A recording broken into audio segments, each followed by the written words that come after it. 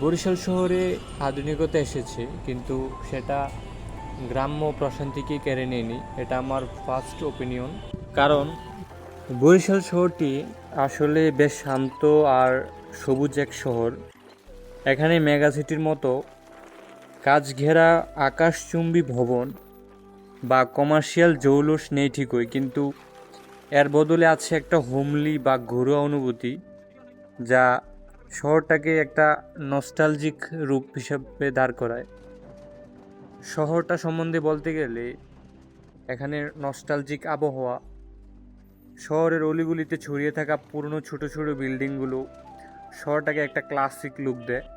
আপনার মনে হবে আপনি আধুনিক কোনো কংক্রিটের জঙ্গলে নেই, বরং ইতিহাস সমৃদ্ধ কোনো জনপদে আছেন।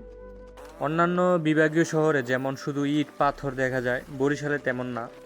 শহরের মূল কেন্দ্র থেকে মাত্র 5-10 মিনিট হাঁটলেই দেখবেন বড় বড় বাগান, পুকুর আর নারিকেল সুপারির গাছ।